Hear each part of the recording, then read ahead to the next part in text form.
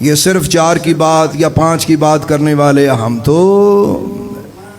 غبار المدینہ شفاء من الجزام، اور اللہ کے بندو ہم تو آقا کے شہر اقدس کی مٹی مبارک کو اپنے لیے شفا سمجھتے ہیں، اور جڑا مٹی نو شفا سمجھے وہ صحابی رسول کو یا حال نبی کو وہ کیا درجہ اور کیا مقام دیتا ہوگا،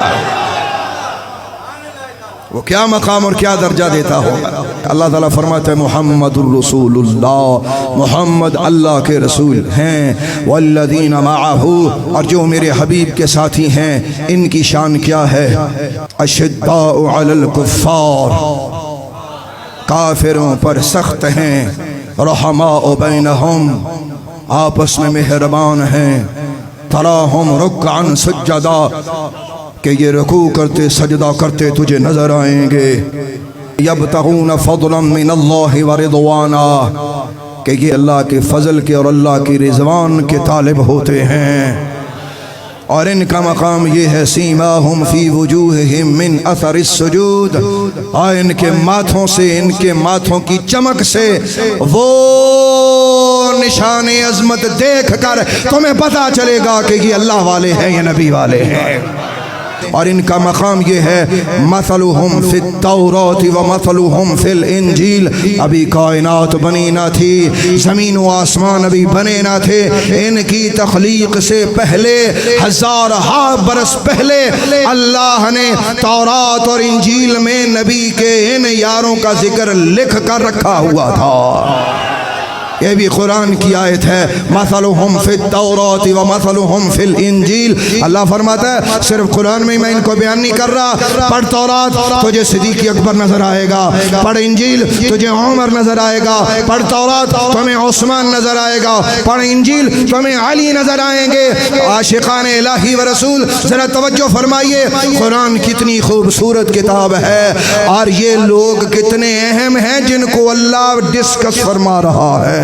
ذرا غور کیجئے گا، جب غلاموں کا ذکر تورات و انجیل کی زینت بنے، سوچ جس کی نسبت سے ان کو انجیل اور تورات میں جگہ ملی، اس آقا کی عظمت کا عالم کیا ہوگا۔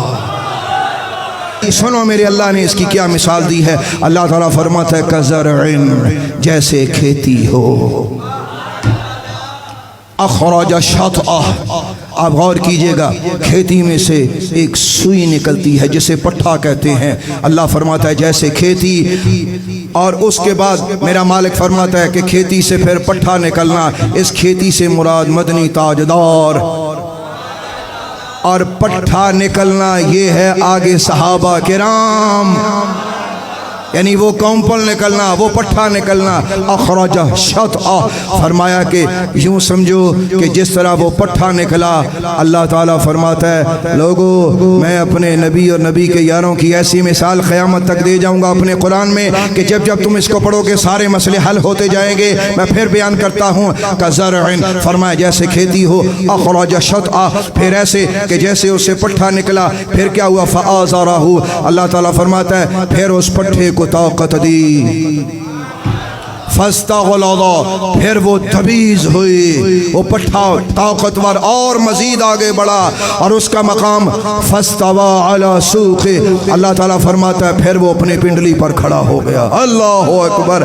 یہ 4 چیزیں خدا نے بیان کی، لفظوں پہ غور کیجئے گا۔ پہلا اس کا مقام کیا ہے، اخرج شطأ، دوسرا مقام کیا ہے، فآزر، تیسرا مقام کیا ہے، فاستغلظ، اور چوتھا مقام کیا ہے، فاستوى على سوقه۔ یہ 4 اللہ نے مقام بیان کر کے فرمایا۔ خدا فرماتا ہے یعجب الزراع لیغیظ بہم الکفار، یعجب الزراع، اللہ تعالیٰ فرماتا ہے جو کسان ہیں ان کو یہ کھیتی بڑی پسند آتی ہے، انہیں بڑی اچھی لگتی ہے۔ اگلے لفظ سنیے گا، تازیانہ عبرت ہے۔ اللہ تعالیٰ فرماتا ہے لیغیظ بہم الکفار، اس کھیتی کو دیکھ کر کافروں کے دل جل جاتے ہیں۔ اللہ تعالیٰ فرماتا ہے وعد اللہ الذین آمنوا وعملوا الصالحات منہم، اللہ تعالیٰ فرماتا ہے ان میں سے جو صاحب ایمان ہے اور اچھی عمل کرتا ہے، مغفرتا و اجرا عظیما، میں نے انہیں بخشش بھی دی ہے اور انہیں اجر عظیم بھی عطا کروں گا۔ یہ آپ نے حوصلے سے ایک لمبی آیت سنی،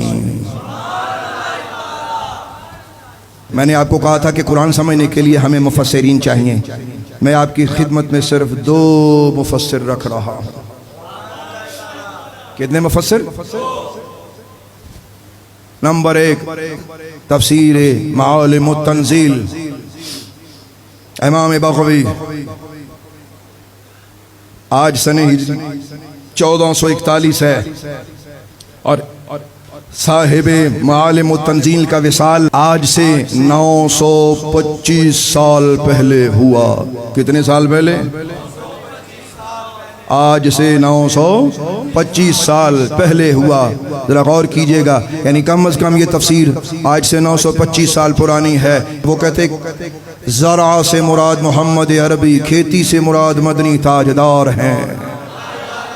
اخرج شطأہ سے مراد ابو بکر ہیں. فآزرہ سے مراد عمر ہیں. فاستغلظ سے مراد عثمان ہیں.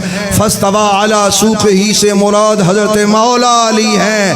کسی نے پوچھا یہ بھی بتائیں کہ وہ جو کسان ہیں کہ جن کو دیکھ کر خوشی ہوئی تھی وہ کون ہیں؟ فرمایا المؤمنون، قیامت تک آنے والے وہ غلام مسلمان ہیں جن کو خوشی ہوتی ہے. اس سے میں ابھی پیچھے بھی جاؤں گا، ابھی حوالہ مکمل نہیں ہوا، ذرا سنیے گا، اس سے پیچھے چلیں. انہوں نے کہا، وہ فرماتے ہیں کہ محمد الرسول اللہ، یہ تو سمجھ میں آ گیا. والذین معہ، جو محمد عربی کے ساتھی ہیں، ان سے مراد حضرت ابو بکر ہیں. اشداء علی الکفار، اس سے مراد حضرت عمر ہیں. رحماء بینہم، اس سے مراد حضرت عثمان غنی ہیں. رکعن سجدہ، فرماتے ہیں کہ اس سے مراد حضرت مولا علی ہیں. اب آپ غور کیجئے گا، اب آپ سوچئے گا کہ آپ نے 4 کا ذکر کیا، آپ نے کہا تھا 4 کا بھی ذکر ہے، 10 کا بھی ذکر ہے. ابھی ہاتھ دل پہ رکھ کے 10 کا بھی ذکر آپ کی خدمت میں بیان کروں گا. ذرا سمجھیے گا، اللہ تعالیٰ فرماتا ہے کہ یہ نبی کے 4 یار، خدا نے قرآن میں ان کی عظمت کو بیان کر کے فرمایا کہ یہ میری محبوب کی کھیتی کا وہ خوبصورت پھل ہے جسے دیکھنے والا مسلمان خوشی سے دیکھنے والا مسلمان کہلائے گا، اور جلنے والا نعوذ باللہ غیر مسلم. اللہ کے قرآن کے لفظ ہیں لِيَغِيظَ بِهِمُ الْكُفَّارِ. اللہ فرماتا ہے جو جلے گا وہ مومن نہیں رہ سکتا. کہاں لکھا ہوا ہے؟ میں کیا پیش کر رہا ہوں؟ میں اپنی رائے تو پیش نہیں کر رہا، میں نے ابھی آپ کی خدمت میں صرف ایک مفسر قرآن رکھا ہے. یہاں درجنوں کی لائن لگ سکتی ہے، ذرا سنیے گا. اس سے آگے بڑھتا ہوں. دوسرا حوالہ علامہ ابن جوزی کو، آج سے 844 سال پہلے 597 ہجری میں علامہ ابن جوزی کا وصال ہوتا ہے. وہ مفسر قرآن ہے، وہ اس آیت کی تفسیر لکھتے ہیں، اور تفسیر میں انہوں نے کیا ہی خوبصورت بات کی ہے، ذرا سماعت کیجئے گا. وہ کہتے ہیں لوگوں سنو، میں نے قرآن پاک کی آیت کا جو مفہوم بیان کیا ہے وہ سنو. وہ کہتے ہیں والذین معہ سے مراد ابو بکر، اشداء علی الکفار سے مراد عمر، رحماء بینہم سے مراد عثمان، تراہم رکعا سجدا سے مراد علی بن ابی طالب، یبتغون فضلا من اللہ ورضوانا، اس سے مراد طلحہ.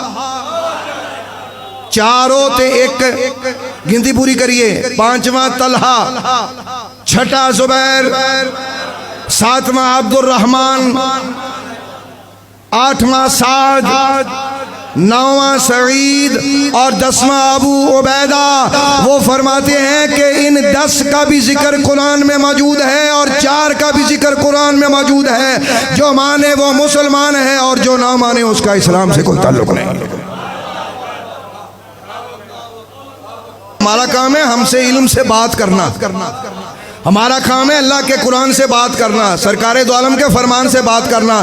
میں تو آپ کی خدمت میں یہ عرض کرنا چاہتا ہوں، اللہ فرماتا ہے جڑا ابو بکر تو سڑے لِيَغِيظَ بِهِمُ الْكُفَّارِ. اللہ فرماتا جو عمر سے جلے لِيَغِيظَ بِهِمُ الْكُفَّارِ، جو عثمان سے جلے لِيَغِيظَ بِهِمُ الْكُفَّارِ، جو علی سے جلے لِيَغِيظَ بِهِمُ الْكُفَّارِ. یہ 4 اور اگلے 6 بھی شامل کر لو. اللہ فرماتا ہے میرے حبیب کے غلاموں سے جلنے والوں تمہارا اسلام سے کوئی تعلق نہیں ہے.